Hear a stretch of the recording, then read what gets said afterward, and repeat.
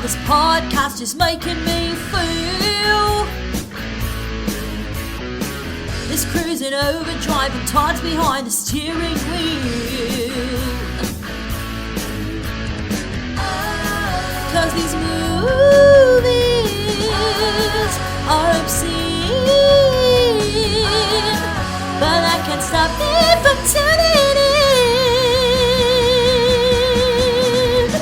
I believe in romance in the pod, with the host Paige, Mikey, and Todd. There's a chance they can make it now, but only if you subscribe to the show. I believe in romance in the pod. Ooh.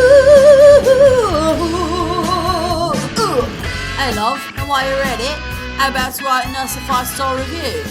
Maybe if you're lucky, Mike, you'll take one of you to Pound Town, or at least read it on the podcast. Thank you for tuning into Romancing the Pod. You had us at hello. I'm Paige Wesley. I'm Mikey Randolph. And I'm Todd Schlosser, and this week, Mikey made us watch Cocktail. So was this the first time we had all seen this movie? Yes. I had never seen this movie. Nice. I hadn't seen it either. So, Mikey, it was your first time, too. Yes. Why did you pick this? Last year, I did more of a crazy time travel summer. Oh, I'm thinking this year I do crazy Tom Cruise summer. fuck, yes. Mikey, I am here for that because there are like 2 other movies that are almost exactly this. Oh my God. The one yeah. with Paul Newman where he's a pool shark or whatever. I thought this was that for a minute, and then I was like, isn't Paul Newman in this? Not Paul Hogan? It's not Paul Hogan, is it? Is it Paul Hogan? No, it's not Paul Paul. Newman. Okay. I was like, I must be sicker than I thought. Holy shit. And they're like, he's so good with the ladies. I was like, is he? Dude, oh my God. No one in this movie is likable except Elizabeth Shue. I know. And Elizabeth Shue is a saint. Yeah, Elizabeth Shue is a fucking saint and everyone else is a villain. Yes. First off, I've been in love with Elizabeth Shue since Adventures in Babysitting. I respect that. And continue with the boys. I was like, man, this lady ages in a way that is just Oh, perfect. Yeah, I think Oh, yeah. she looks great. age appropriate, Yes. but still beautiful. And like she Gorgeous. my hesitation with the way I said that was because I don't know if she's had work done, so I don't be like she clearly hasn't had work done. If she had good work done because Yes. you can't tell. Exactly. And whatever, man. Do whatever you want. right. Okay, so I picked it because we're gonna do some Tom Cruise. We're gonna go through the romantic aspects of Tom Cruise's career, which cuts out a lot of the good stuff, but it also leaves in a lot of what I think is the better stuff before the other stuff. Mikey, we're currently in the spring, so this is not a Tom Cruise summer anything yet. It's a I Tom only Cruise get spring. one pick every 3 or 4 weeks, you know? It's a Tom Cruise vernal equinox. Yeah. He's got so much charisma because I wanted to like him in the film. And I was Is like, it man, this guy. charisma or is it cocaine and Scientology? Or is it verbal abuse? Yeah. Oh, yeah. Guys, let's just talk about it. He's fun to watch on screen. Okay, listen, I love No, Tom he Cruise wasn't in fun for me. everything because he commits to everything he does. He does. And I respect that in an actor. Like, legit, I think he's a great actor. But This movie, yes, I was expecting something. This is not what I was expecting. and I do want to say No. this. You gave me shit because I was like, I think this happens at a tropical location. And like, I thought a it did third too. of the movie does. Yes. And No, it does I will both. accept your apology. I apologize. I did not see it. I did not see them actually going to Jamaica. Dude, when they reveal that, when they roll up the poster or whatever and it says Jamaica on it, I was like, oh shit, I was right. There is so much dirty drama in this film. I was like, wow, they really do capture what it's like to be a bartender, I bet. I was like, wow. I mean, that's the thing that got me, which by the way, if I sound terrible, it's because I'm horrendously ill. We should also say why Mikey might sound a little different too. Yeah. I mean, like, I responded to this school shooting, so I'm a little messed up. Yeah. Like, a lot messed up. But, like, I don't want to talk about that stuff. No, on I mean, the we're not going to podcast. talk about that stuff, Yeah. obviously. No. Yeah. Mikey's brain is messed up. My lungs is messed up. I was really mad that I got sick this early in April because I could have brought it to you at Panic Fest and gotten you sick again. But Oh, my God. I would have laughed so hard. I am going to be so mad if Mikey, you, or Mondo get me sick. I mean, it's a wild card. It is. Could happen. It could be any of us. You should eat more food and you could have the right nutrients to fight off diseases. I'm a small, fragile man, just like Tom Cruise is in this movie. But Yes. I will say this. Everyone treats women the same in this movie, but the way they treat them is terribly. They are expendable. And it's like, fully committed to that aspect of it. It's consistent. And then also wanted me to feel like Tom Cruise deserved Elizabeth Shue at the end of this movie. When he's like, let me explain. And I was like, how is he going to explain? And then he just stated what he did and was know. like, huh? And I was like, what? You just said the worst thing ever. Yes. Like, you have no excuse. Let me explain what I did. Yeah.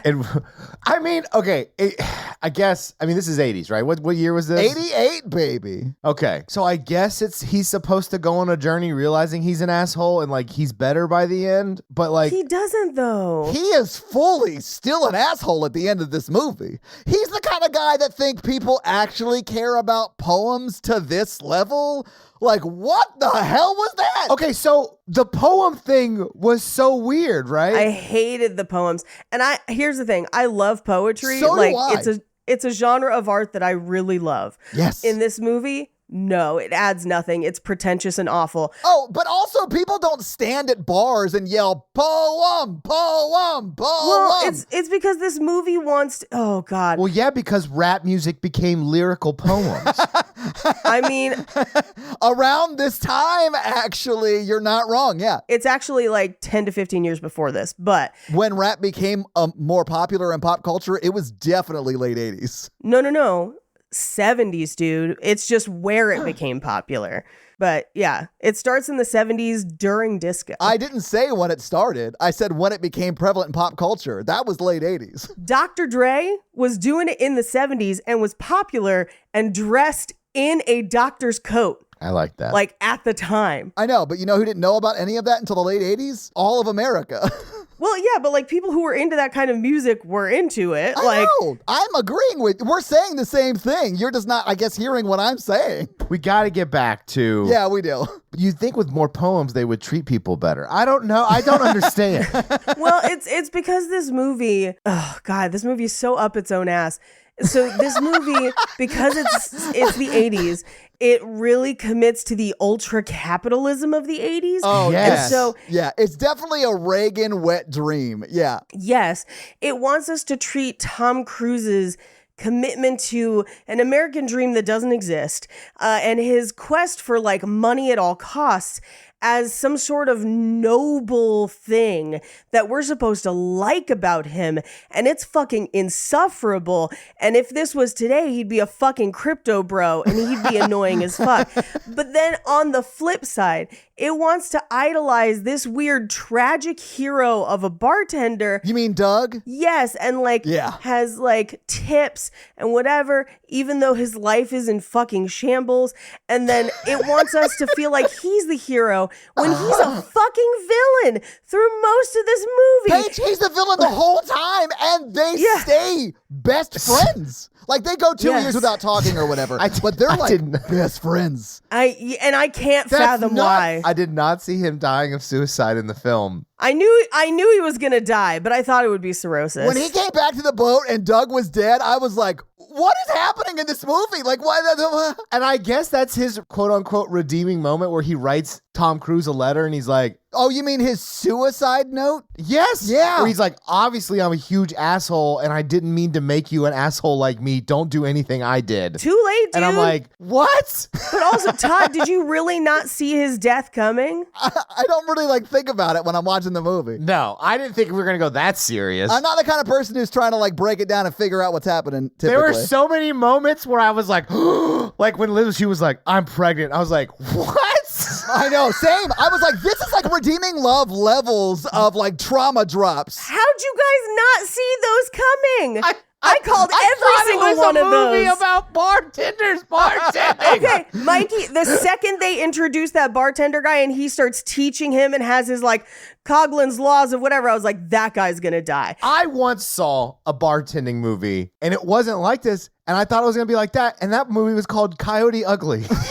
Oh, that's a very different movie. I honestly thought it was going to be more Coyote Ugly, like more like them doing, honestly, the cool bar shit they did learn to do for this movie. Right. Like a lot of that shit's real impressive. I thought it was going to be 45 minutes of that and then like Elizabeth Shue and him meeting and falling in love. And it is. That's what I thought. That's None of exactly that. what I thought. It's and none then of I that. thought that happened in Jamaica. Like, okay, he lost his friend. Now his friend's going to come back and try to break them up and be the villain, which does happen. Sort but in like yeah. a way more fucked up way. And I Yeah. was like, Mikey, the second we got to 30 minutes into this movie and we hadn't met a love interest, I was like, the bartending friend's gonna die. Then when we met Elizabeth Shue and they had like that fling, I was like, he's going to fuck it up by sleeping with a rich girl because she's rich. Exactly what happened.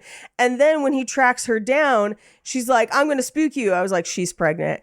And I was right. And then at the end, when she's like, I'm going to spook you again, I was like, it's twins. I got that one. I did guess the third one. But guys, the last one doesn't count because that's just a bit they do to get more tips every night.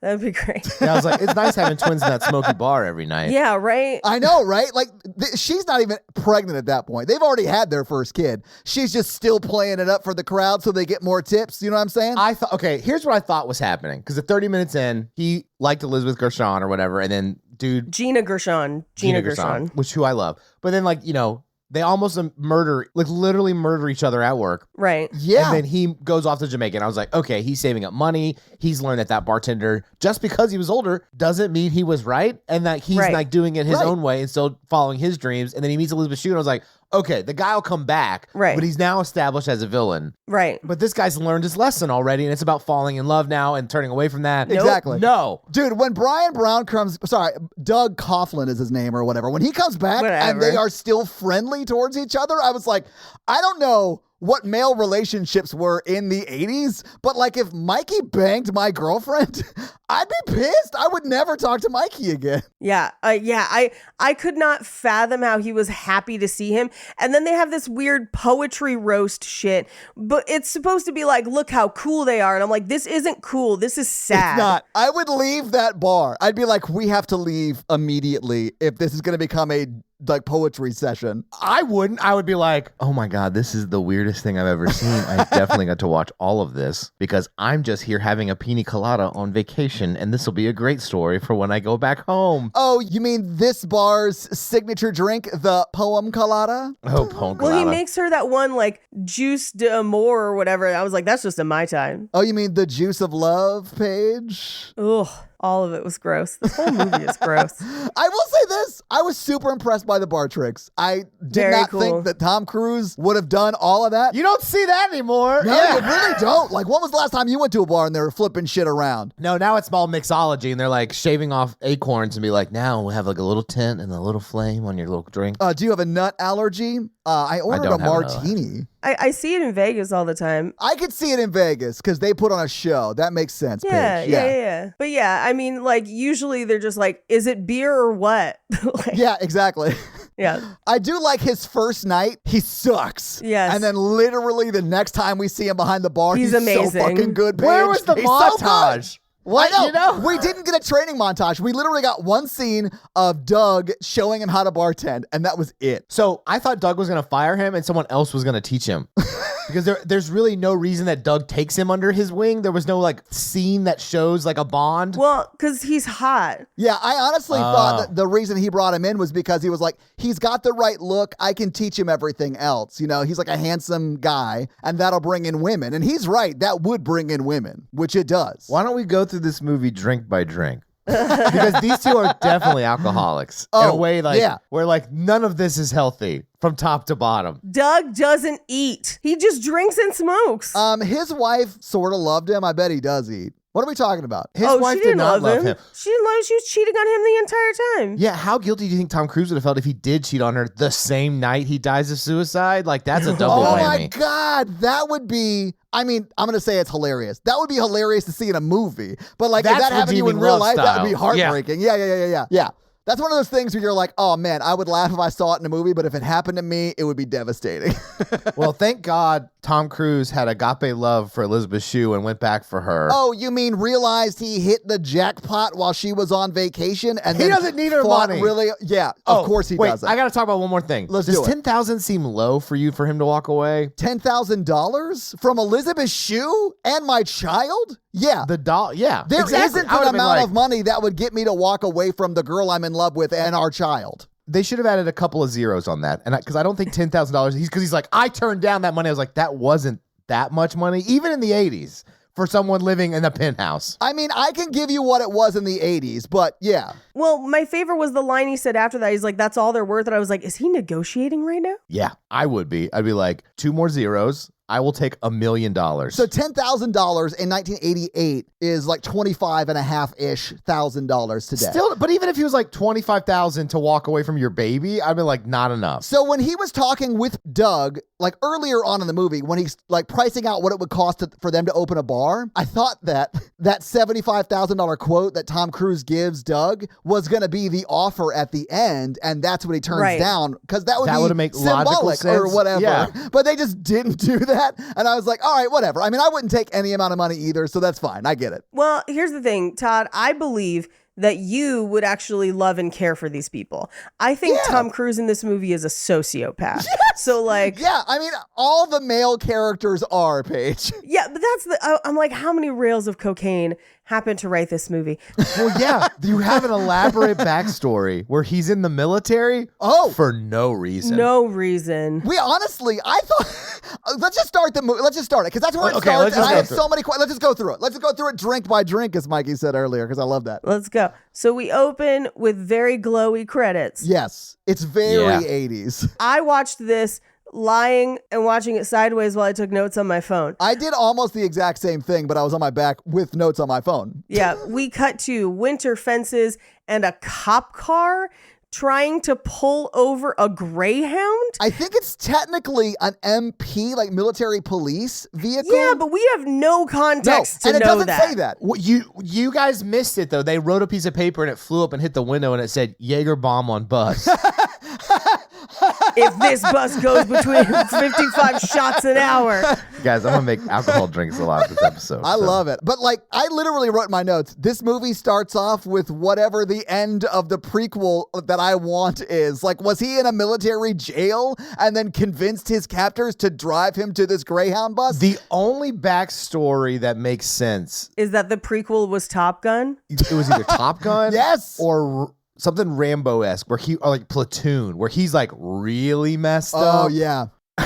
He's got like a full metal plate in his head for the part that has emotions. Yeah. Like he could have totally like been like, I killed 14 people to Elizabeth Shue at some point. And she'd be like, oh, okay, maybe we got to like unpack some of this. Yeah. Maybe this is why you just, smile and pour drinks and don't talk about yourself at all in this whole film. Yeah, maybe don't talk about your feelings to anyone other than a therapist.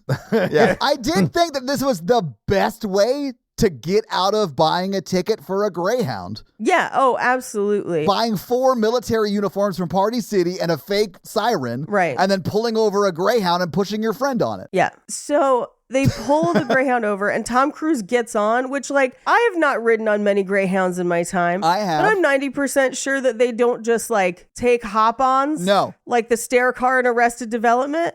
No, they absolutely would not. I mean, you would have to, I guess, have shown your ticket as well when you got on, but he doesn't do that. He just climbs on and sits down. But yeah. And we get a montage of him riding the Greyhound until he gets into sight of New York and he's just like, I'm going to make $1 million there. And I was like, oh, so he's delusional. Yes. Okay. And we do find out over the course of this movie that he is delusional, but he's talking to the cutest baby I've seen. Yes. Very cute. I sort of love that shot because the baby is old enough to like respond to what he's doing. Yes. And he does a good job of like improving with a baby. And I realize that sounds insane, but like, No, I get it. he does a good job in that scene and it's super cute. What I thought was really funny is that once they got into New York, he's like looking out on the sidewalk and the only thing they show on the sidewalk is like a woman walking a bunch of dogs and one stops to poop. And then a guy walking one dog stops to poop. And I was like, is this all New York is? Yes. Yeah, it is. Yes. Yeah. Anyway, he gets off the subway and runs into his Uncle Pat, who is also maybe a villain in this movie. I mean, he is not a good guy. I don't know if he's like a villain to Tom. He's probably been a villain to every woman in his life. I think the movie's thesis really is that all bartenders are evil and that you should stay away from them. And so if we follow that, Uncle Pat is sort of like that. Yeah. Money above everything else.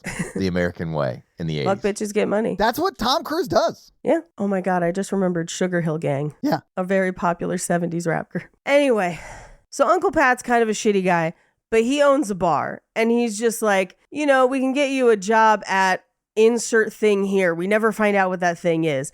And he's like, it was good enough for your father. And he's like, so was arthritis. And I was like, wait, that's not really a thing you get a choice about. Like, you just have it or you don't. Yeah. Most of the time. Or you acquire it with age. Yeah. Who knows? It was really just, holistic medicine back. The 80s, they didn't know anything anyway. It was whatever. I don't know.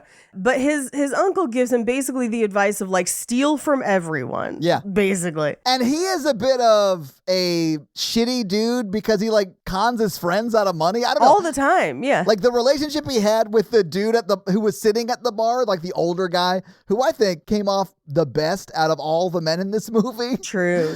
He keeps taking money from that guy. Like, what are you doing? That's what bartenders do, man. They have regulars and you just take money off of them. Well, no, but I mean like stealing his change back when he puts his change down on the bar. Like that kind of stealing money.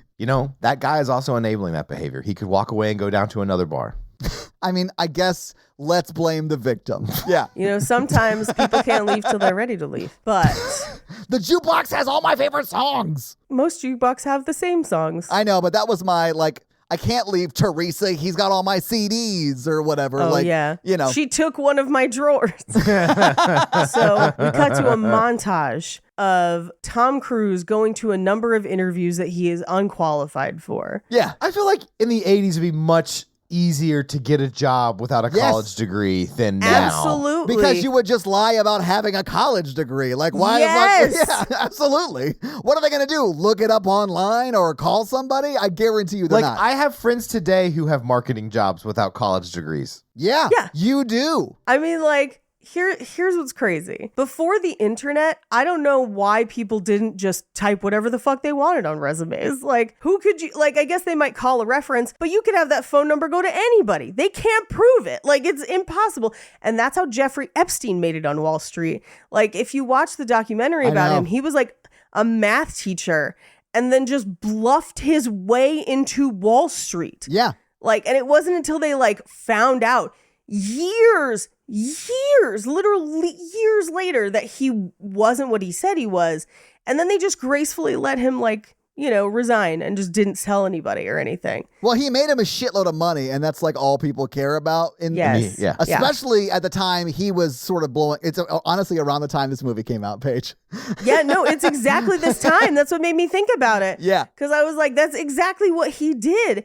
But Tom Cruise is just like, I have no experience, but you should hire me. And I'm like, this person is a sociopath. Yeah. This person's crazy. I mean, nowadays you wouldn't even get the interview. Like no one would. No, of you course would not. submit your resume on LinkedIn or Indeed or whatever the fuck. Linktree Yeah, or whatever. And you would just get a form email saying, "We've moved on with other candidates. Thank you for your interest." Oh, they do one now where I think it's ZipRecruiter.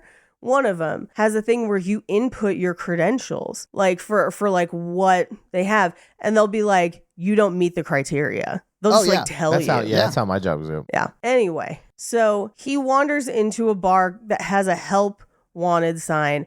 And there's Doug, random Australian. We never explain why he's Australian. It's New York. It's a melting pot. It's a melting pot. Yeah.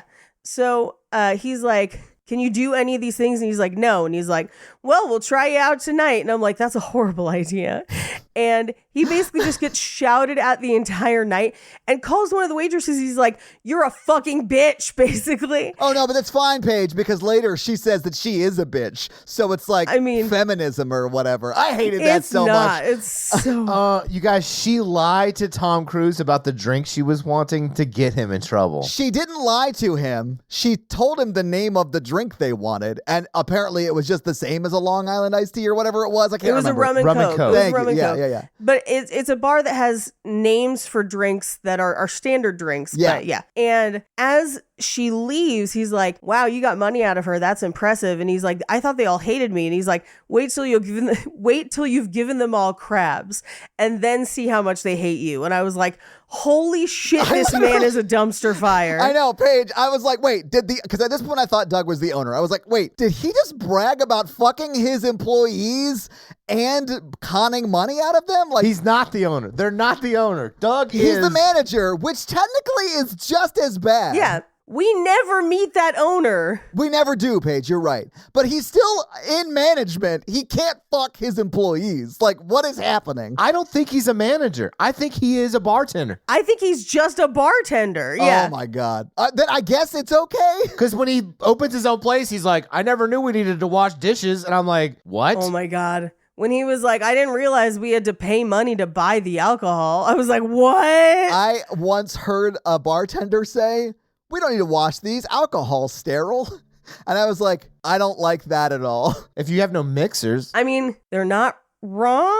I mean, but- the alcohol on the inside is, but you know what humans touch? The inside and outside of the glass. Everything. Well, it also, So- most bars have a cup washer, which my sister put in her home. Nice. And I'm probably going to try and put one in mine, where it like clips onto the side of your sink and it just like shoots water up into a glass. You just like press the glass down on it. It's awesome. Love it. Anyway, so we cut to, he's like, all right, I'm going to teach you. And then within like seconds, he's like the best bartender there. Literally the next scene. Like, it's so fast. They bartend in The Matrix.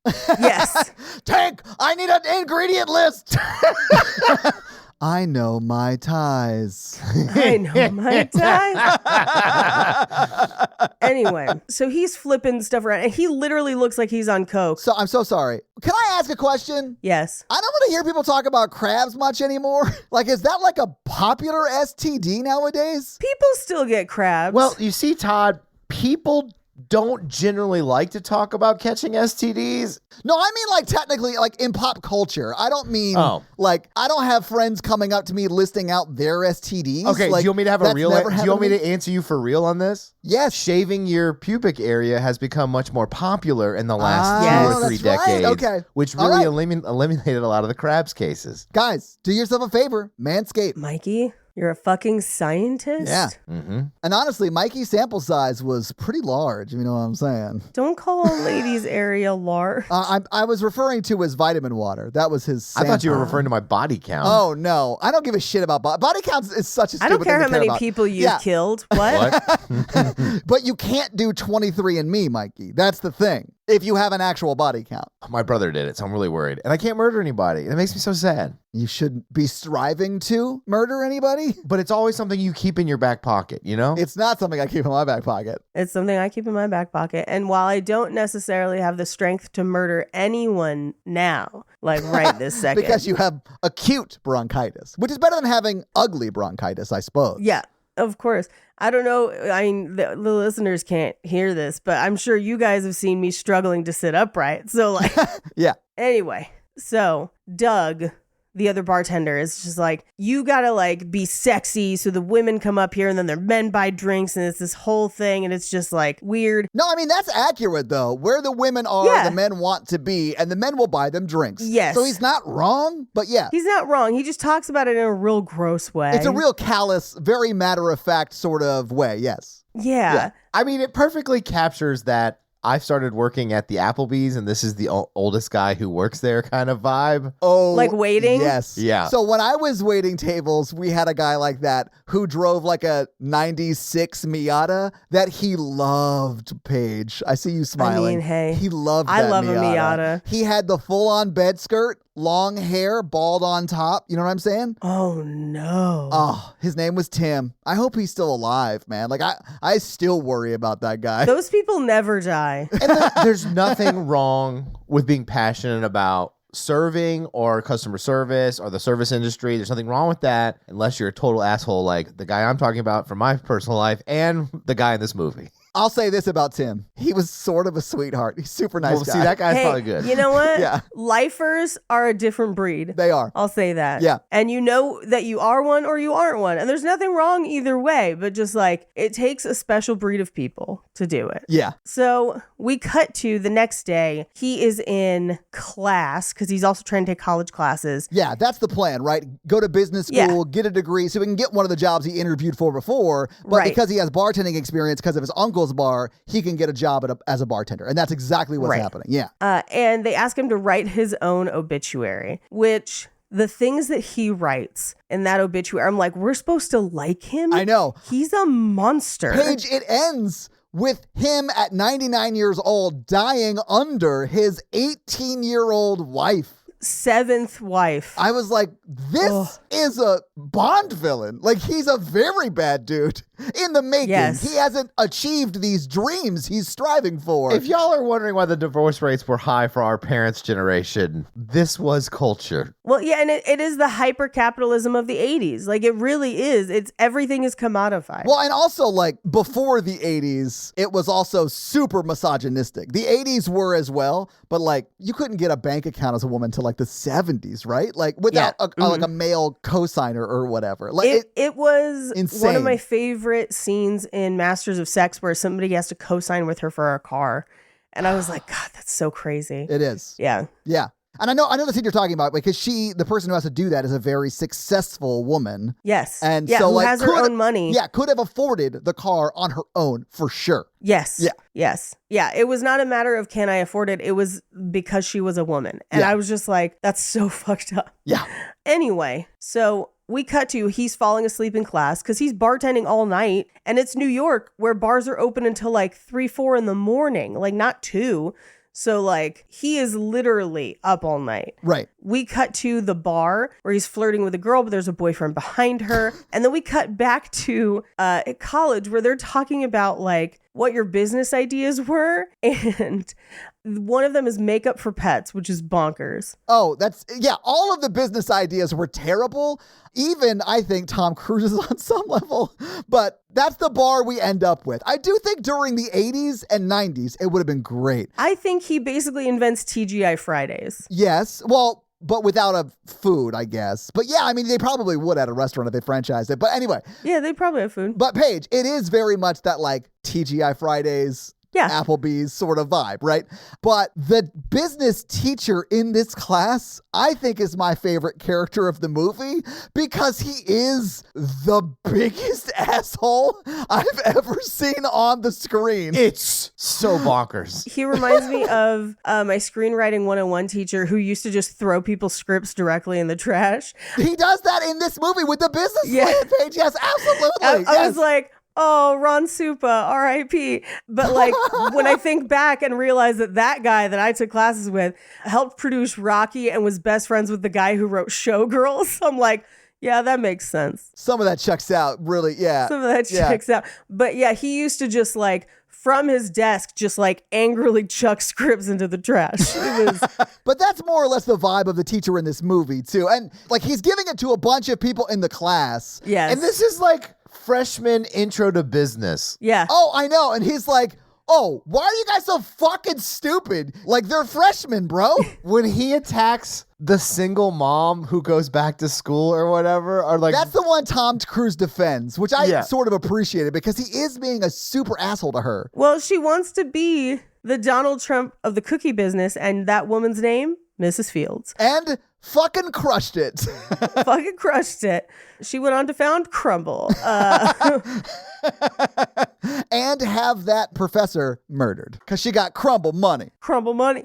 Makeup for dogs is unhinged. Like, that's a crazy thing. But the paper's for making a business plan. It's for practicing. So I would probably pick something absurd and then like take it for real and then like research how to do it. Because that's what the learning exercise is for. Yes. It is about learning how to build a business plan. It's not about nailing your business the first time you try and make a business plan. But also, I don't want anybody to steal my good idea. So I'm putting makeup for dogs on my papers when I know the real idea. You know what I'm saying? Yeah. And what you're doing is makeup for robots. It's exactly where I was going. Because Terminator was big at this time. They were like, we're like 3 years away from having in-home AI bots. If I could create any business in the world, it would be to make a place like Jurassic Park with different extinct animals cloned back to life where you could hunt and kill them and then we would prepare them for you as a meal. You had me until hunting and killing. You don't have to hunt them. You could also pet them and then we will kill them and prepare them for you to eat. I do like that you establish an emotional connection with them by petting them, naming them, and then you have them murdered and eat them. Have y'all heard of farms before? I don't go to the farm, pet a cow, and be like, I'm going to call you Ned. All right, kill Ned. Let's eat Ned. But the farmer does. And listen, I get why we all should be vegetarians, but I'm not going to be. If they're cloned What's the big deal? I want to hunt a dodo bird and then have dodo bird hot wings. Dodo wings, baby. This has the attitude of we can show them nude because they don't got souls. Fuck you, Paige. I love that sketch so goddamn much. But dinosaurs would be there too. You could kill a dinosaur and eat it. That I'm down for. I'd kill a dinosaur. Any extinct animal throughout Yeah. time, like a woolly mammoth meatball. This is what I got thinking about it. You know what I'm saying? Oh, I saw that, but they were like, Right? you can't eat it because it might kill you. But I like that. There's like that little squid sushi thing like that. We go for it. You mean urchin? Sure. I think he's taking all cloned meat. Like, he'll eat whatever. No, I like those guys who escort you to your seats. No, that's Urshers. Mikey? No, that's the guy with the eye patch, the thing below his eye. No, that's Nelly. That's Nelly. I can't laugh. I will not make it. I do not have the sorry. lung capacity. This will be an unfunny to laugh. episode on my I'm sorry. I'm sorry. I just, Stop being so funny, Mikey. Yeah. oh, fuck. I think my thing was just that, like, makeup for pets is absurd, but then, like, a franchise cookie business and a chain restaurant are not absurd. A chain and the guy was restaurant? like, trash. Yeah, because you know what was crushing it in the 80s, Paige? Both of those fucking things. Yeah. Yes. But the teacher looks at both of those ideas and he's like, stupid. This is terrible. Anyway, so he fails out of that course because he talks back to the teacher, right? And the teacher's like, F. Like, I don't think teachers can just shout an F at you and then you fail. I mean, technically. Also, this is like day 2 of the class, so you could just drop the class and take another one. If I've learned anything from the pottery episode of Community, that yes, you can just shout an F at people. That is true. Anyway, there's like a montage of him going to school. It's not going well, but Honestly, it's over because he gets kicked out right here, or he flunks out. But on the flip side, the bartending thing seems to go really, really well. Yeah, And he's learning a lot from Doug. because they're on the Lower East Side, right? In this bar right here, I have no idea. which is like a very popular place in New York. I've been to New York a few times. I don't know Lower East Side all that well. No, I think this was Upper East. Oh, was it? Either Yeah. way, it's fucking packed every night. Like, there's no way that Yeah. those two guys bartending aren't making a good amount of money doing that. What drove me crazy is that they kept calling it a saloon. Oh, I thought he was just saying, because that's Doug who's saying that. I thought he was just saying Yeah. that because, like, that's what he calls them because he's weird and Australian. I don't know. I don't know. Because I could see Paul Hogan being like, that's not a saloon. This is a saloon. Right? Although that's like a thing I could see Paul Hogan saying about anything.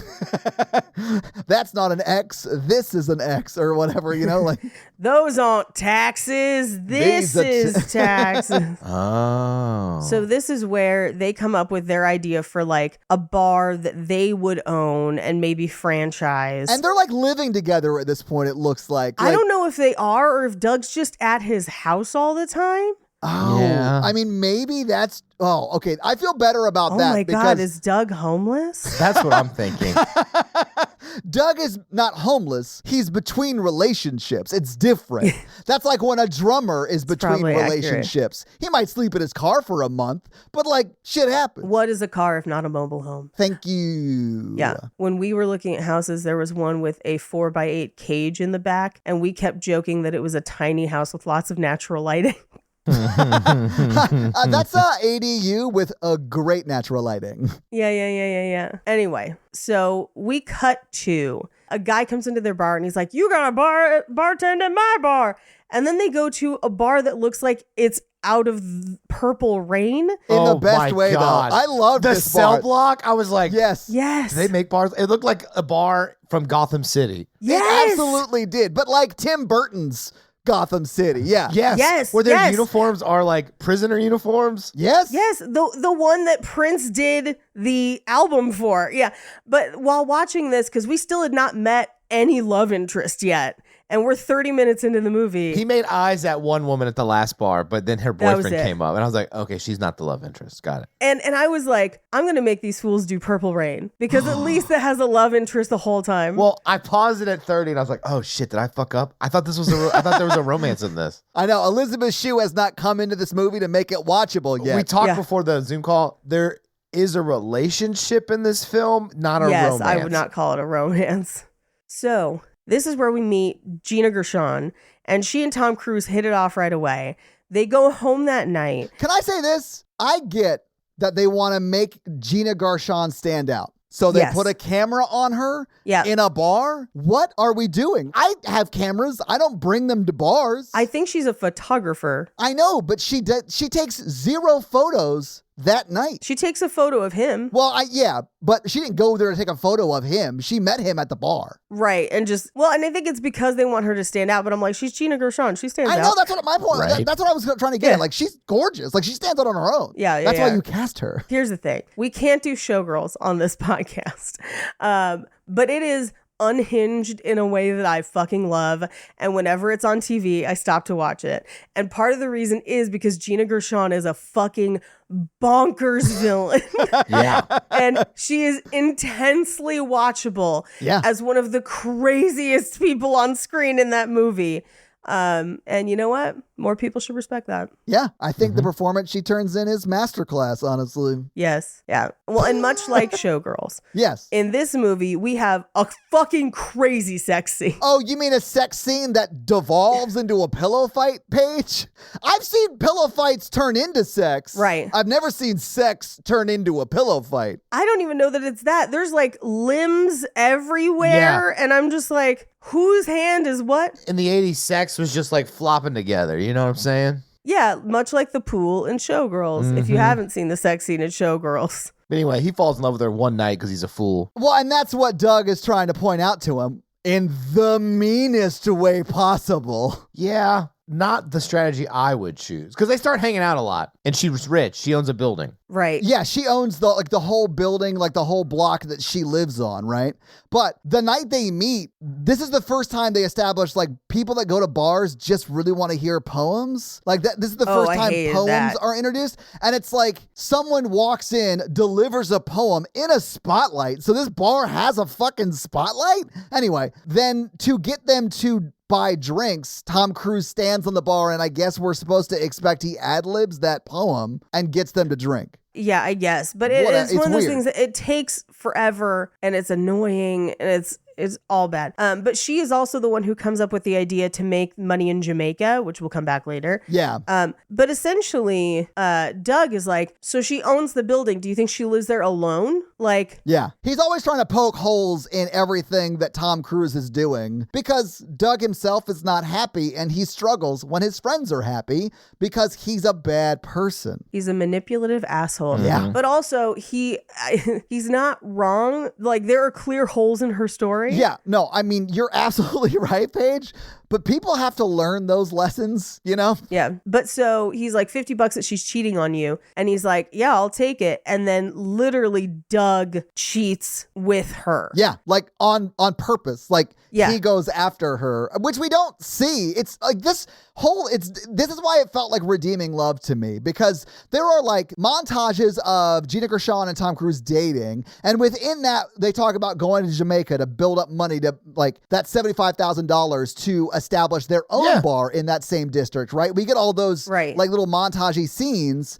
that never really pay off, except Right. for it just gives Tom Cruise the idea to go to Jamaica, I guess, when this happens, right? Yeah. But like, Right. we never see Doug and Gina Gershon like date, go out, even have sex. Right. She just comes to the bar and starts making out with Doug in front of Tom Cruise. And that is It's a so bonkers. insane thing to do. Like the level of like terrible sociopath you would have to be to do that is so insane to me. And then, like, she makes eye contact with him the whole time. And then Yes. the movie's like, you shouldn't have kissed and tell. I was like, what are they talking about? Did I miss a scene? It's so crazy. It feels like it, but then she just walks over to Tom Cruise and is just like, "You're not fucking special." I was just like, "Whoa, I know. what?" Like, did they plan this? Like, was Doug paying her to teach him a lesson? Like, I have no idea what's happening. I'd been like, oh no, Gina Gershon had sex with me to teach me a lesson. I didn't learn that lesson. We might have to do it again. It wasn't just sex, Mikey. You fell in love with her over the course of what seems like a month, maybe, and then your best friend slept with her. Right. Yeah. And instead of coming clean and apologizing, your best friend had them show up to your place of employment and made out with her in front of you. Well, here's what I'm going to do. I'm going to punch him really, really hard multiple times, and then he's going to break a bottle open and hold the glass to my neck and threaten to kill me. It's insane. That is legit what happens in this scene. And then he's like, I quit, and then leaves, more or less. Well, first he says, kill me, cut me. And I was like, I know. This has escalated so quickly. It did. Because Yes. literally 3 minutes ago, they were just doing bottle tricks. Well, if you watch the movie with the lens of they're always so drunk, Yeah. Yes. That actually makes sense. Yeah. yeah. like, okay, they've been drinking since 10 a.m. Okay. Well, and at this point, I realized it had been 40 minutes into this movie and there's no love interest. And I was like, I thought it was going to be Gina Gershon, but Same. then apparently not. Yeah. When I realized Gina Gershon in this movie plays a full-on psychopath, I realized that was not who we were going to root for in this. Yeah, exactly. So then we cut to Jamaica, and we don't find out right away, but it's 2 years later. And Tom Cruise helps Elizabeth Shue put her friend into an ambulance. This is kind of their meet cute. And it's very clear that there's like some initial chemistry. Yeah. Great. Later that day, or I think it's the next day, she comes to the bar to thank him. And who should show up but Doug and his rich trophy wife? Which, how did he land her? Like, she's gorgeous. She has millions. She's age appropriate. Like, she has way better options than Doug. She is not age appropriate, Tom. Well, I mean, like, Or- she's not 60 to his 40, right? She looks 30. She looks younger She than looks him. 30. Yeah, that's what I'm saying. Like, because the way it's set up in this movie is that the bartender class, if you will, are going to have to make compromises to get women that are rich. Like, they're going to be the second trophy husband after, Right. you know, her husband dies or whatever, right? And I just don't understand how Doug landed someone who was like a model. She's like a model, She looks like a model. like a supermodel, rich as shit, beautiful. Yeah. Would go for Doug? No. I was like, Doug must have a huge dick. Like, there's no way this is like a real. I think it's kind that you thought he was 40. That dude is clearly 50. No, I mean, he looks way older than Tom Cruise. Yeah. Or he's 40, but he's just been drunk for so long. Well, and he smokes all the time. That'll make you look way older, way faster. Yeah, people did look. Yeah, you're right. He's like, I'm 32, been working at this bar for 10 years. And you're like, Yes. oh my God. good Lord. It's why you look at people in the 70s and stuff, and you're just like, oh, wow. Like, that's what 40 looked like? They also drink a ton of more coffee than we drink. Paige, if this was filmed in 1987, then he was exactly 40 years old when they filmed this. Oh, but Paige, you're not no. wrong. He could very well no, look 50. Like, Todd. I know. He looks terrible for 40. Yeah. Get started on your resolutions with Factor so you're ready for the new year. Factor's ready-to-eat meal delivery takes the stress out of meal planning and sets you up for success in the new year. Skip the groceries, prep work, and the cooking fatigue. Instead, get chef-crafted, dietitian-approved meals delivered right to your door with over 35 meals to choose from per week, including options like keto, calorie smart, vegan plus veggie, and more. Plus, over 55 weekly add-ons. You'll have tons of nutritious and flavorful options to kickstart your resolutions. Factor now offers like a load of snacks. In fact, we just got some of these like smoothies that were really great. They have a banana chocolate smoothie that like I drank way too much of. It was so good. And even better than that, when things get hectic, Factor's like flexible. So you can change up your order every week with plans from like 4 to like 18 meals per week. So you can like have a bunch of meals or just a few meals depending upon like how many times you need meals that week, right? So it's great. So head to factormeals.com/romancingthepod50 and use code romancingthepod50 to get 50% off. That's code romancingthepod50 at factormeals.com/romancingthepod50 to get 50% off. Oh, So, no. and like in the 50s, Americans per person consume 46 gallons of coffee a year. That seems like a lot of coffee. Per Yeah. person? Per person. It's like, it's been more than halved since then. But like coffee, cigarettes, and alcohol is basically, and like eggs is what like Americans lived on. My grandma used to like, even after she stopped smoking, she would just drink coffee all day long. Wow, okay. I mean, I'll have a cup of coffee in the morning, but I only have like one cup, maybe 4 days a week. I'll eat the fuck out of some eggs. Well, that's why they make that one woman who's like, you should drink carrot juice. And he's like, she's such a bitch. This is the final straw. She exercises every day. I know. When I saw let's get there because I have some thoughts about the woman he ends up with. Yes. Yeah. No, let's get there. So, what I think is really interesting in this scene is that this is supposed to be like we're starting to get to know Elizabeth Shue. No, she just has to stand at the bar. She literally is standing next to Doug and like Yes. rolling her eyes and like, what the fuck? Doug seems terrible, which honestly, Doug does seem terrible. I hate Doug Yeah. at this point. So like, Yeah. but the movie wants you to like, think he's a good guy, like he's a good friend Yes. for Tom. Like it's so insane that Tom Cruise wasn't like, hey, leave or I'm gonna have someone kick you out, you know? Yeah.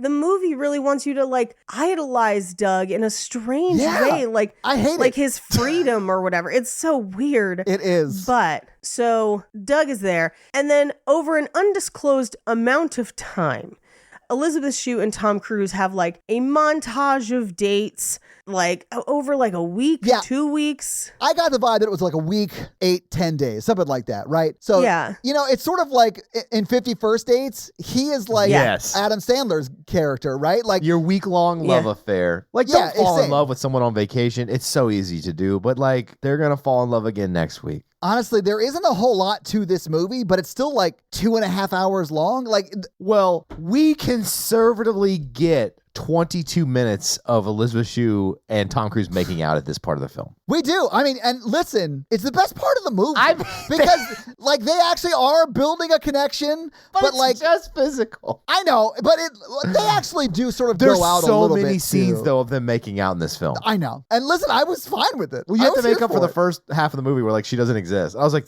she comes in late. She does come in late because this isn't a romance. This is a terrible, terrible movie.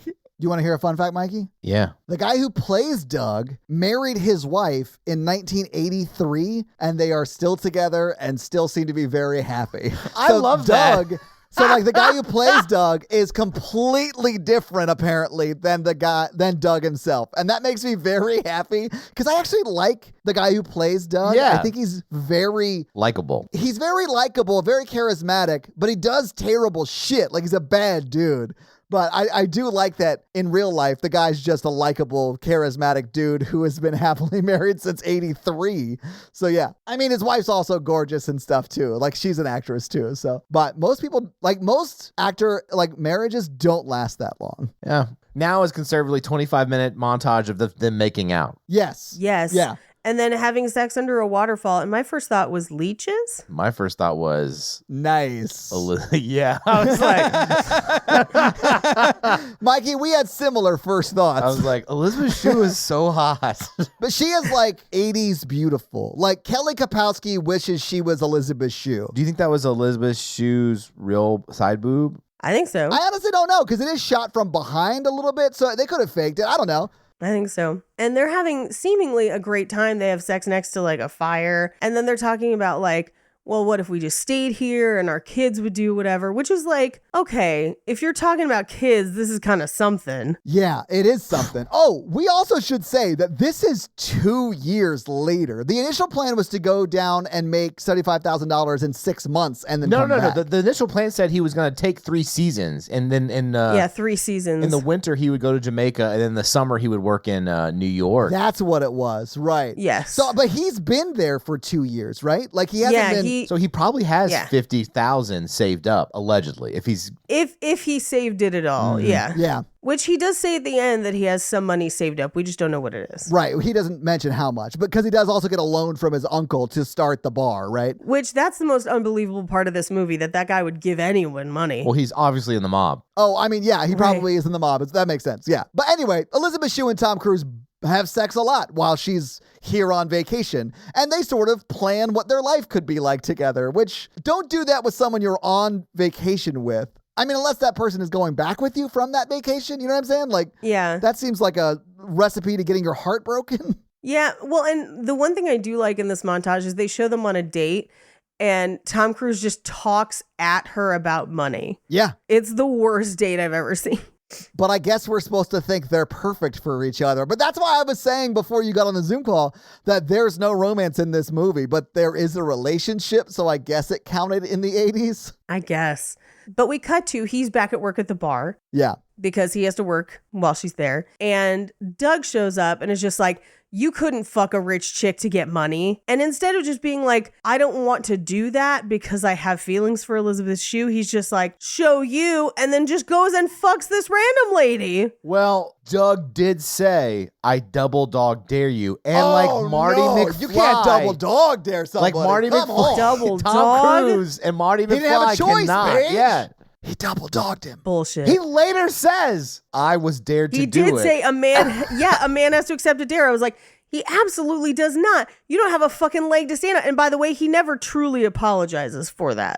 That's because men didn't apologize in the 80s, Paige. Men sleep with people, Paige. This is how we are or whatever. So I mean, the most apologies he gets is a man has to accept a dare, which is the dumbest sentence a grown-ass man has ever you guys said. forget the second part of the apology. I was going to tell you how I feel. Maybe someday you'll find out. I'm leaving. Oh my God, I hate him so much. He is doesn't deserve the her. main character of this movie. She's too good for him. I know. But also back then, a lot of people would stay with someone if they got pregnant. I think more so than today. Like we should just get married. Sure. We're pregnant. I think that Yeah. that's way more prevalent in the 80s than it is today, Yeah. yes. Yeah. Because of we saw what happened in the 90s with those relationships. Yeah. But so obviously Elizabeth Shue sees this happen and just goes home. Cause like, of course, and here's the thing, to her credit, to just be like, well, fuck him then. Yeah. I was like, I mean, good for you, girl. She does a good job of like showing that she's heartbroken because she literally sees Tom Cruise and that I'll say older rich lady that he like hooks up with. Her name is in the movie's Bonnie. Bonnie, But like, yeah. who is honestly great in this movie. I thought her character was very funny. But like Elizabeth Shue, when she sees them go off and it's clear what they're going to go do, she like is very heartbroken, but she is gone. Yeah. She leaves that night Yeah. because she ain't fucking with no trifling bish. No. And so we cut to, he's on the boat with Doug and his fiance and wife, Doug's wife. And he's just like, no, I bagged that rich lady. And he's like, good. And I bet you feel sorry for that other girl. He's like, no, I'm fine. And I'm just like, ew.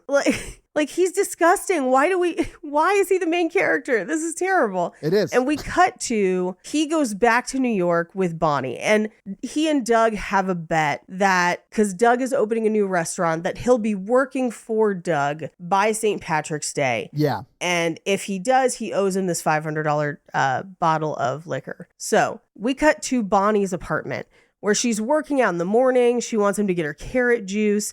And then she basically treats him. I mean, he's a kept man. He is. Right? And he hates it, Paige. He fucking hates it. He hates it. Well, and I think he thought that she was going to bring him to her investors and he could talk to them.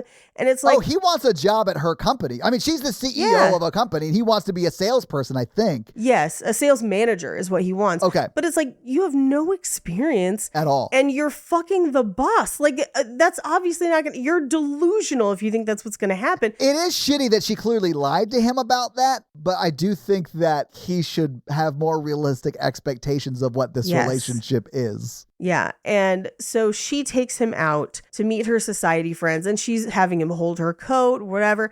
He's basically kind of her almost servant. It does sort of feel like that, but yeah. Yeah. So they get to an art opening with sculptures and the artist is kind of catty to him and he's drunk. So they get into a fight and he destroys one of the sculptures. And he and Bonnie go outside and he's like, I already moved my stuff out of your apartment. Fuck off, I know. basically. If I was going to break up with somebody and they were out of the house and I moved out already, I would not then get dressed up and go to a society event with Yeah. somebody. Like, you've already made the decision to break up with them. Why are you spending any more time with them? Weird. I mean, they do need to have a conversation about the breakup. I get that, right? But he Right. goes there to be a part of this event and then leaves when he feels like he's been slighted enough times, right? And then he Right. pushes the sculptor into what they want me to believe is like one of his pieces, but looks like just trash that's hanging. But I whatever. don't criticize art, you know. I mean, Todd, I don't know if you know about art, but Yeah. like one man's trash is another man's treasure. No, I so- get that. And there's also another like time in this movie where he gets pushed into another like statue at the dad's house, at Elizabeth Shue's Yeah. dad's house. And I didn't realize that it was like a statue until like I thought it was just packages falls by apart. the door waiting for UPS to come pick them up. And it looks like a Bauhaus too. I was like, oh shit. Oh no, that's super expensive. Oh, is it? Yeah. If you Okay. paid attention Oh, to the yeah. film earlier at the poem at the jailhouse bar, the man does said art is measured by how much it's worth. So like Yeah, it is. not what it looks like. I don't think Andrea could even convince me that like high-end art is not just money laundering. Oh no, I'm pretty sure that Andrea would agree with you that a lot of high-end art is money laundering. And that's what they go through on Podvantgarde all the time. So if you're curious Love it. about how it's money laundering, listen to Podvantgarde. Yeah. So he goes to Jerry's diner and is just like, what up? I'm back. And she's like, fuck you. And dumps a bunch of food on him. And he's like, I'm not leaving till you let me apologize. Now, here's what's crazy to me is he's like, I've got to apologize. I got to apologize. And then when they get back to her apartment, she's like, okay, apologize. And he just like shrugs. He's like, for what? And I'm like, I am going to slap your weird rabbit teeth out of your face. Hey, he got drunk. He's been drunk the whole day. He doesn't remember why he went there. I mean, he remembers though because he like didn't just have a one-night stand with Bonnie. Like he was in a relationship with Bonnie. Yes. Well, and oh my God, this is so, because she's like, I saw you. And he's like, saw me do what? And I'm like, you fucking know. bastard. I'm going to rip your dick off at the hilt. Tom Cruise's character, even though he's supposed to be, I think, mid-20s, like 23, 24 at the beginning and probably 25, 26 at this point in the movie, he acts like he's 16 the entire movie. Yes. Oh, yeah. And that sort of drove me insane too, because like the whole thing that you just said, I saw you. You saw what? Like that feels like the same thing a Ugh. 16-year-old would say. Well, and then he's like, it's not as bad as it seems. And I was like, it's exactly as bad as it It's seems. worse. You were in a relationship with that person. Like it wasn't like just a one-night stand. It was a transactional as fuck engagement you had with Bonnie. Well, and he's like, it's not as bad as it seems. My friend bet me that I couldn't sleep with a girl with Yeah, money yeah. and then hustle her for that money. And you've got to take a dare. And I'm like, what? Yeah, like the Like, logic what is so dumb. I love that he does start this sentence with "it's not as bad as it seems," and then the next part of that sentence is literally the worst thing it could be. Every part of that sentence is worse than the last. I guess Um, good on him for it's being terrible. honest, but also I guess.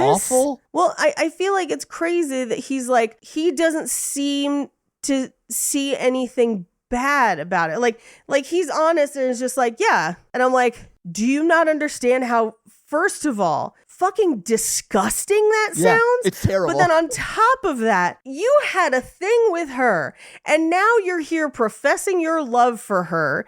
And you're just like, oh, I know that one time I cheated on you, but it was just to steal money from an old lady. Like, And it was because it was a dare, Paige. You couldn't it turn was down a a dare. dare. Yeah, I dare you to cheat on your girl. Well, your 4-day-old relationship in Jamaica. However long they were together, and it would have been a short amount of time, Mikey. I get that. And he could have just waited until she went home, Yep. but doesn't. Anyway, so she's just like, what the fuck is wrong with you? Yeah. And he's like, I don't know, I got spooked, which is honestly not what happened, because if she was not confronting him about this right now, he would not feel bad about it. No. And we know that, Paige, because he sought her out to re-engage contact. Like he showed up where she works, you know? Right. Whatever, man. He's a douche. I hate him. He's a douche. Yeah. But she's like, oh, I'll give you something to spook you. I'm pregnant and it's yours. And he's like, Are you sure? yeah, oh my God. He literally says that. I literally wrote as that exchange was happening, fuck, this movie is like redeeming love levels of Fast with that trauma. Well, and then she's like, get the fuck out. And I was like, yeah, girl. And like, throw him out. Well, and then he like accuses her. He's like, you let me up here just so you could kick me out like this, didn't you? And she does, I think, the most insane thing I've ever seen in a movie. And that is she shakes her head no, like from side to side, but makes this sound. Mm-hmm. So it looks like this. And I realize not everyone can see it, but it looks like, I'm not even sure I can do it. Mm-hmm. That is two very different messages. It's crazy. It is. But what's even crazier is that the very next scene, after he gets thrown out, where she clearly doesn't want to talk to him, he goes to his uncle and is like, I'm going to be a father. And I was like, You delusional fuck. Yeah. Did you not hear her kick you out of that apartment? And also say, I don't need your money. Don't worry about it. Don't contact us. Yes. Like very much, you may be the father, but you're not going to have it a part of this kid's life. Right. Right. Which, legally speaking, I honestly don't know if that's possible. You can't do that without a court order. Sure. But I do think she could get one based upon his behavior. And it was a different The time. bar is I don't set know. very low about limiting custody. That's probably true. I would say she could probably make a very convincing argument based on his inability to provide a stable home environment for that child versus Well, he would her have- capabilities to do so. He'd have visitation probably. He would have 8 months or whatever, and 7 months to get it together, to get like a place. And all it needs is really a bed. Ugh, And food, right? Right. in bowls on the floor. Oh, God. Sometimes we give it churros. Sorry, my brain is fried. Anyway, so he goes by her studio to try and talk to her. She's not there. Yeah. And the neighbor is like, she's not ignoring you. She's not here. Stop making so much damn noise. And he's like, well, Yes. where is she? And she's like, she went to her parents' house, which is on 67th and Park Avenue, which is, I think, the most expensive sounding address. Yes, it's very expensive. And then in his mind, he was like, cha-ching, I'm going to go Yep. see what Elizabeth Shue do. Yep. And then he gets there and they live in the penthouse. And then her Yeah. dad, and here's the thing, they try to paint her dad out to be the villain, but I'm like, no, the dad was kind of right. The dad is right. I hate how he like goes about it because he Yes. is super terrible to Elizabeth Shue, but Yes. he is absolutely right about Tom Cruise. Yes. Yeah. He's right until he's like, all right, now grab my daughter and rough her up and don't let her leave. And then I'm like, that's technically not cool. Yeah, that's not right. But that's a later scene though. That's Yeah. later. But so he tries to give him a check to go away. He won't take it. He tries to talk to Elizabeth Shue. She doesn't want to talk to him. We cut to the opening of Doug's club, where if you listen closely, the bouncer tells a woman that she looks more like Bruce Springsteen's couch. I don't even know what that means or why. I don't know either, but I honestly loved it. I thought it was very funny. Bruce Springsteen's couch, I'd imagine, would be like denim with what looks like a bandana American flag in the pocket. I think the throw pillows would be bandanas. Yeah. Really big sectional couch. So it could fit the entire E Street Band.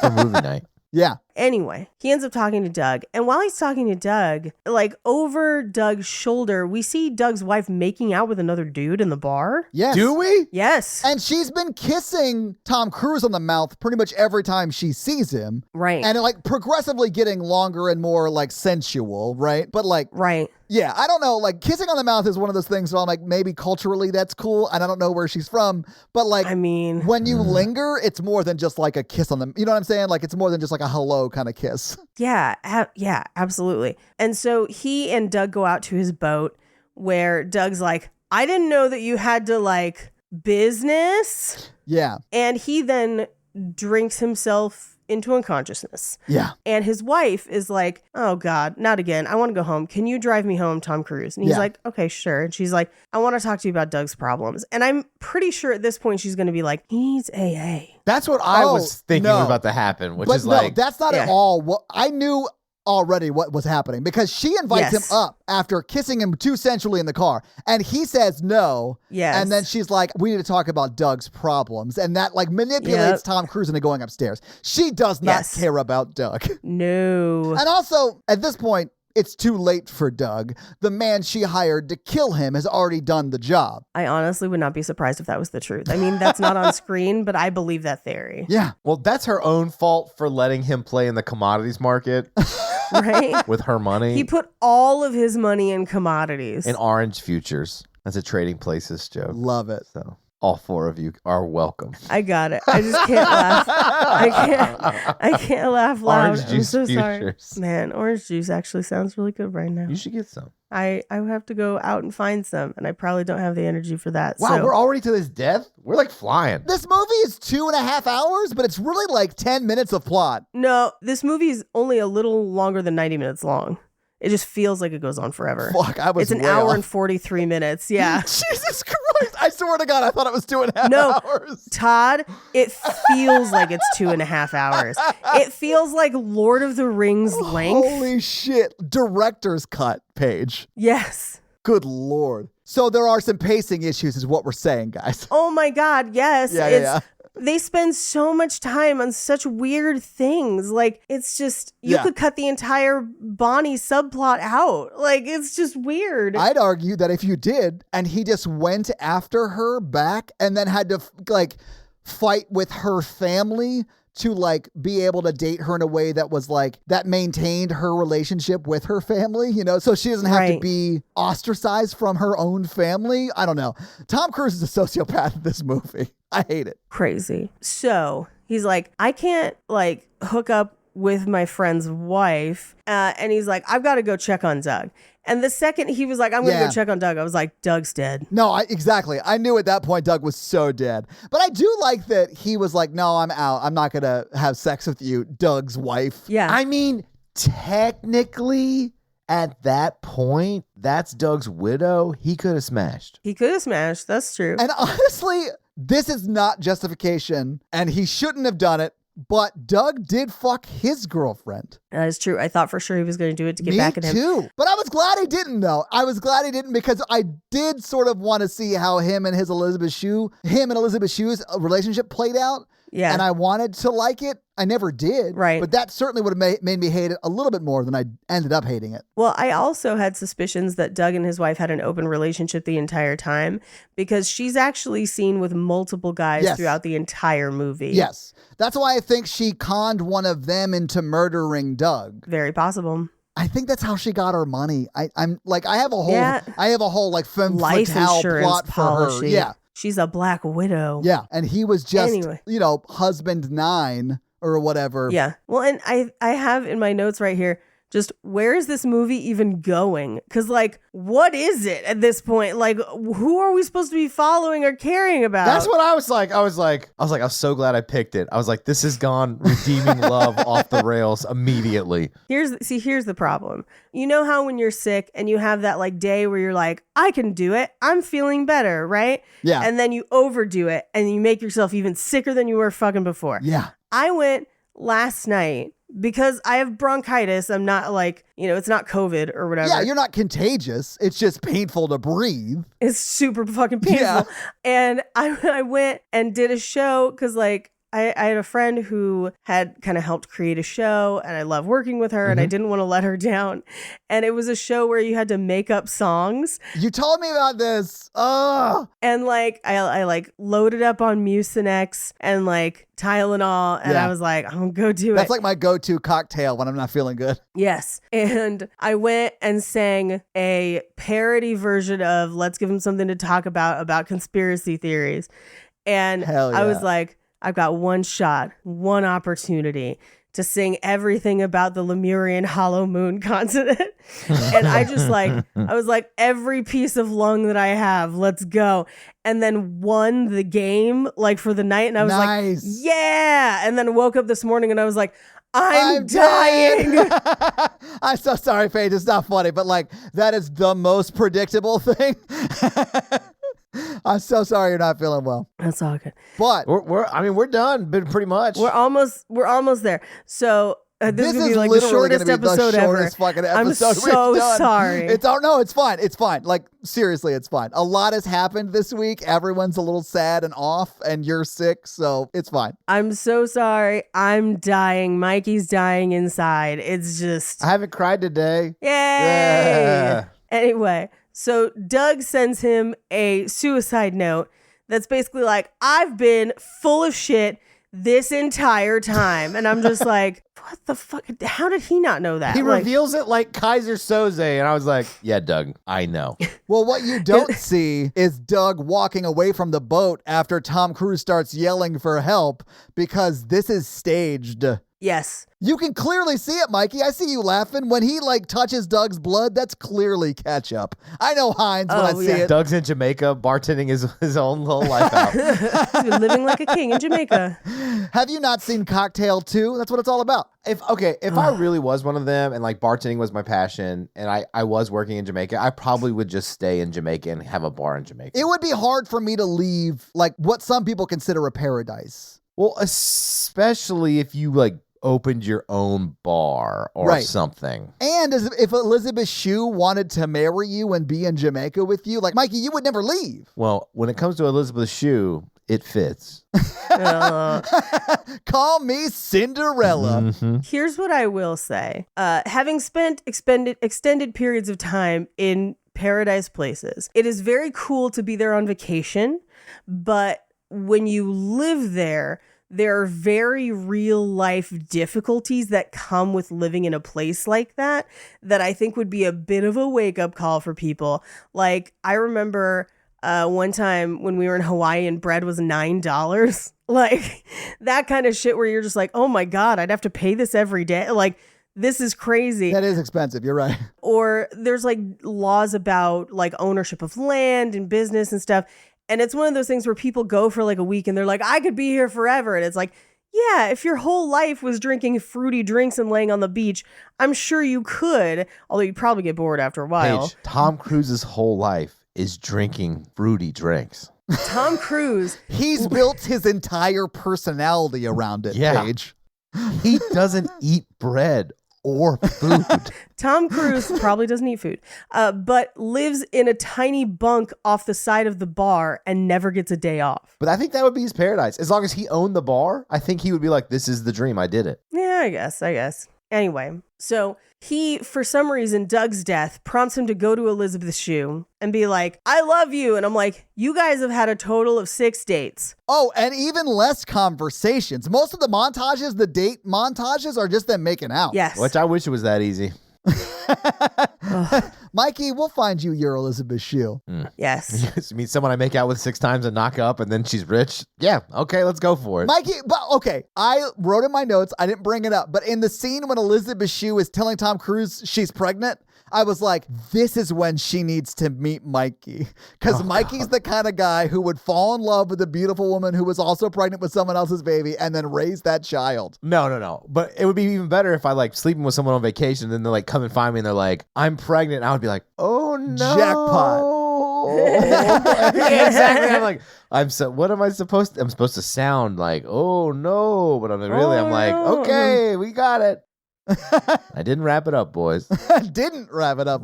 Anyway, her family is like, well, if you go with him, you're cut off. And she's just like, okay. So we cut to the future. Which I honestly did buy in this movie because she seems like she doesn't really care about daddy's money, quote unquote. Right? Because she works on her own. She has her own place. Like, she doesn't live like this lavish, rich lifestyle that, like, it is implied her dad could provide for her. Right. But so we cut to, he's opened Flanagan's Cocktails and Dreams. And everyone is there, including the bitch waitress from earlier, which I thought was very funny. I did think that was funny too. And she's looking at Elizabeth Shue and Tom Cruise, I think dancing maybe. But yeah, she's looking at them like, oh, I could have had Tom Cruise. Could have been me. I know.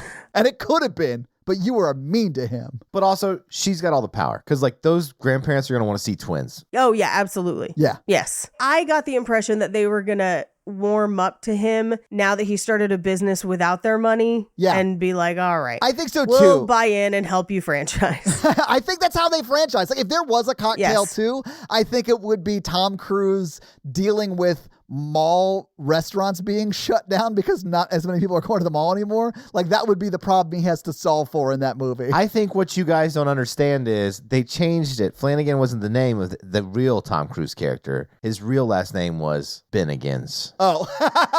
That's amazing. But he stands on the bar and does this poem about how he's got like kids on the way, so he needs the money or whatever. She comes over and it's not kisses even a him. good poem. No. It's just terrible. weird. I mean, but Paige, the other poems in this movie haven't been No, good all either. of them were Like, terrible. It's just a weird choice that we had poems. And it's weird that no one does a poem in this movie where people don't yell at them to do it. And I've Yes. never seen that happen in the wild. I've never seen No, someone do that. never. And people lose their shit about these poems. I think that this movie takes place in a poem-based economy. Like, there's no reason to care about poems to that level. Well, here's where I would expect this to happen, right? I'm in Scotland or Ireland in an old-timey pub. Yeah. And it's not a new poem. No. It's like an old drinking poem. Yes. Like it's, Robbie Burns Night or something like that. Yeah. Like, sure. that, like, the whole bar could recite, like that Yes. kind of thing. Yeah. Right. That's not what's happening, though. He is No. ad-libbing a poem that, in my mind, I even wrote it in my notes. I was like, they're doing this every night because it makes people, like, tip them more because it pulls on the heartstrings a little bit, Yeah. And then she comes over and reveals it's not just one child, which he's been It's saying the whole twins. time. It's twins, Basil. And so they need even more money. Yes. And that's the movie. movie. So having seen the movie and having talked about the movie, what did you guys think about Cocktail? Ooh, didn't like it. Hated it. I hope it never darkens my eyeballs again. Yeah, I did not like this movie, and it's been a rough week. I did like that I did not get emotionally invested in anything. That is true, because you hate everyone, but all the women characters come off pretty good in the movie.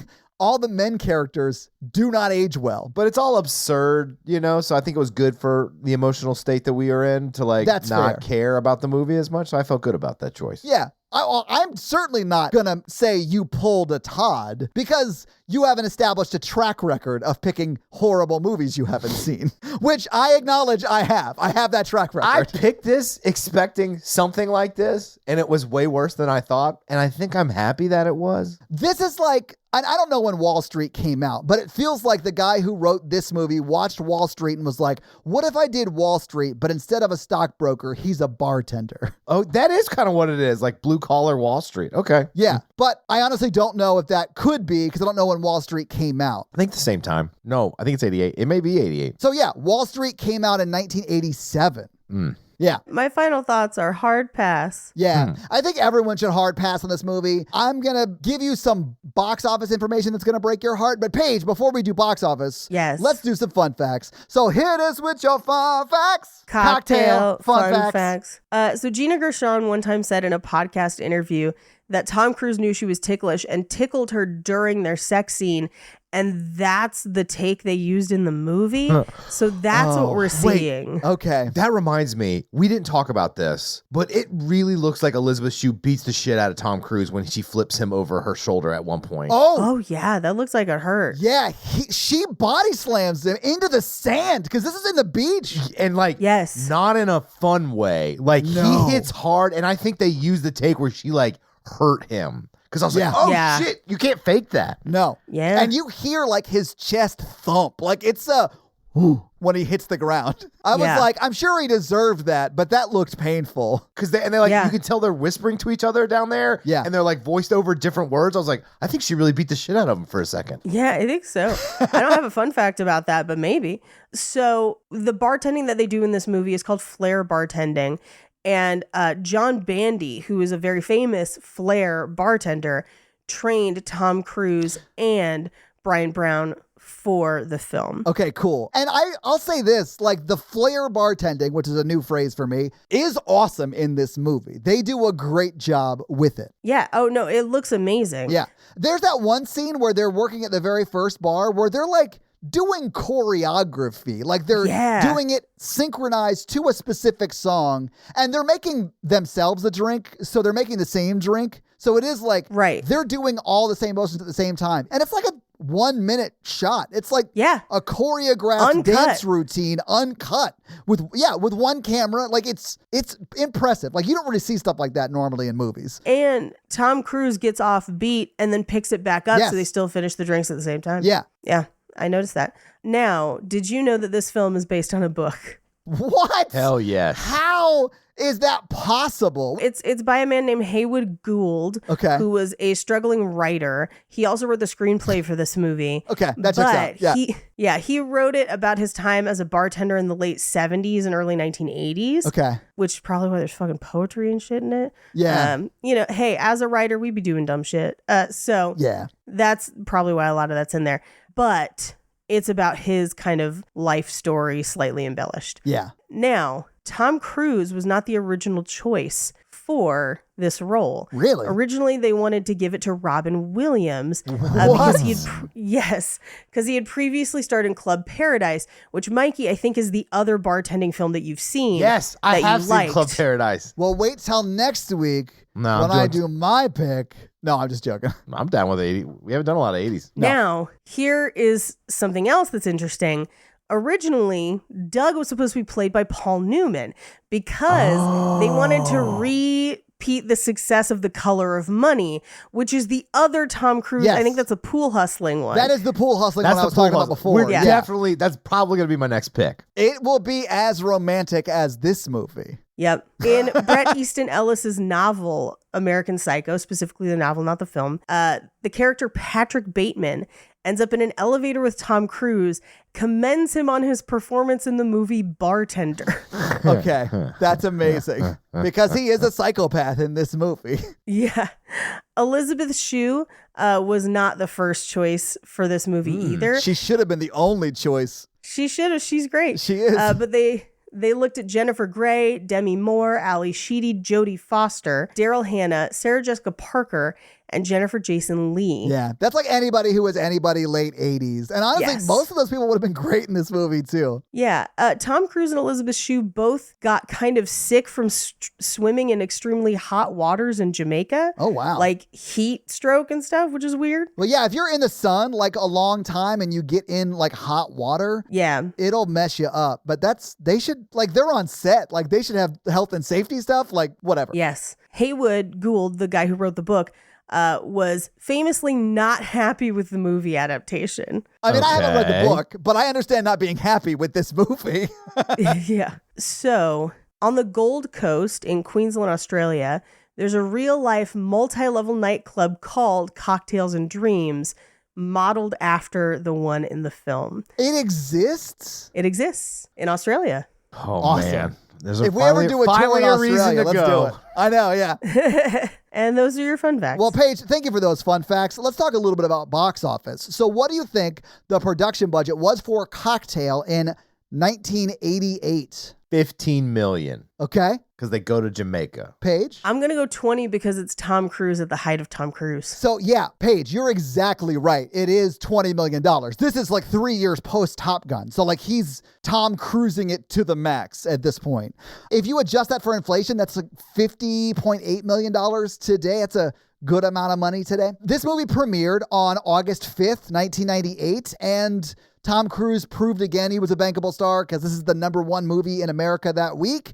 It dethroned, I think, Mikey's favorite childhood movie, Who Framed Roger Rabbit. That was a formative movie for me. Oh, I do love that movie. I'm super into redheads, probably because of that movie. Anyway, #3 was my favorite Christmas rom-com, Die Hard. Yeah. #4 was Coming to America. #5 was A Fish Called Wanda, starring the That's a good wonderful one. Jamie Lee Curtis. We have not done that yet, Yeah, but it is a good one though. But that was your top 5. What do you think Cocktail brought in its first week out, August 5th, 1998? And remember, this is the 80s, guys. It's not like today's numbers. I'm going to say crabs. I mean, there's no way Elizabeth Shue didn't have crabs upon her return. 10. Yeah. Like if Yes. she wasn't pregnant, that's what she would have thrown in his face when he came over that night. And you gave me crabs. I'm going to say 9 million. Okay. I'm going to say opening weekend Yeah. in the 80s, Yeah, it was August 5th, 88. 7 million. You guys are on either side of it. It was $8.2 million. So impeccable guesses. If you adjust that for inflation, that is it was almost $21 million today. It was $20.8 million. It was in theaters for a total of 12 weeks. And didn't play internationally that I could find any information on. But what do you think it made in those 12 weeks? Let's just go ahead and say worldwide. but it didn't play internationally. So in the domestic box office. 12 weeks. I'm going to put it at 45. Okay. Mikey, you want to guess? 30? Yeah. So this movie made $78.2 million Oh, fuck off. in No. 1998. It's almost $200 million. It's $198.9 million. I hate that so much. This movie made tons of money. Good for it. And it's terrible. I just think it must be just so of the time where like the baked in misogyny was so bad at that time that this movie didn't seem like egregiously terrible, but Yeah. it feels that way now, which is good. We're not where we need to be, but it's better now, I guess. But that is your box office. So, Mikey, do you want to hit him with that romance scale? I could probably do this quickly. Is Yeah. anyone wanting to do other than 1 on the romance scale this week? No, it's a hard one for me. If we could go negative, it would be negative. Okay, that's our romance scale for the week. I don't want to like waste too much of your time on that. Yeah, we're very respectful of your time. But let's quickly go from what we did this week into talking about what we're doing next week, because it's my pick. Is it your pick? Finally. Yeah. And I asked a while ago, admittedly, my following on social media on various platforms, what movie they would recommend we do. And I got a lot of really great suggestions, but like 4 people sent me a movie that I have seen once a long time ago. And I remember the premise being a very earnest attempt at the most bonkers premise. Okay. Do you Okay. mind if I just read you the premise really quick? Please do. Here it is. A man who falls in love with the woman who received his wife's heart must decide I've seen it. which woman it is who holds his heart. Yes. We're going to do Return to Me next week. I'm going to sob through this entire movie. I know. And honestly, I remember crying quite a bit in this movie. But that premise is so insane to me. And I honestly want to see if it holds up, because this movie came out like late 90s, Right. maybe 2000. Anyway, I want to see if it holds up. People have requested that to me a number of times. I will reveal, because my pick is next week. Yeah. That thankfully, after telling listeners what I wanted to pick and feeling like we could not find it and it was not available, we did find it. And so I am very, very excited for next week as well. I can't wait. I know what that I'm is. so Sorry. excited. Yeah. And if you've been paying attention, you know what that is too. Yes, But let me just say yes. thanks to Ray, who gave me that suggestion. Well, Yay. they were the first person who gave me that suggestion. I got like that suggestion 4 or 5 times, and that's what made me go look it up and be like, okay, we got to do this. All right. But your homework for next week is to watch Return to Me with Minnie Driver and David Duchovny. It's gonna be great. It's going to be good. So, Mikey, do you have a review for us to read? Yeah, I'm going to read Billy W. 073090. Well, what does Billy W. have to say? Are you going to read, baby boy? Oh, God. Is that the title of the review? That's the title of the review. I can guarantee you what episode they listened to right before leaving the review, and that is the You 365 lost, episode. baby girl. The review starts. Are you lost, baby girl? It's a question no one has to ask me when I'm on this app. God. You guys give my heart a boner every episode. Oh, Okay, I all hate right. this review. Heart boner. Even some of the so-so movies, this trouble makes me laugh every episode. This trouble? I don't think it's this Trouble. trouble. Thruple. Thruple. There we go. I hope y'all continue to make episodes for a long time. Me too. You guys make me feel better on my most depressed days. I'll definitely listen to completion every time. Oh, hell 5 yeah. stars. Yay, to completion. Love it. Billy W., thank you so much for that awesome 5-star review. And thank you for letting us cheer you up on your sad times. And if you want to have Mikey read your 5-star review, please consider leaving us a 5-star review. So, yeah, guys, if you like this power throuple that we have here on this podcast, make sure to check out our other podcast, The Horror Virgin. And that is the only other podcast that Mikey and I are on. But Paige gets around, and she is on 2 other podcasts, Black Card Rehab and Cult Podcast. So guys, definitely check out those because they're amazing. If you want to follow us on social, we are at Romancing the Pod Show Yes. on Instagram, and we are at something else on Twitter who I just have never taken the time to learn it. It's just Romancing Pod Show because they have a character limit and it's show SHO like Showtime.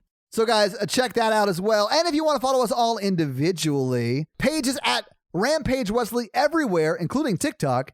except for Twitter, where she is at Paige Wesley. Mikey is at mrandolph24, and I am at Todd J. Awesome everywhere. And guys, we got a P.O. box. So if you want to send us some love letters or whatever you might send to a P.O. box, it's actually not a P.O. box. It's like a regular street address. It's pretty awesome.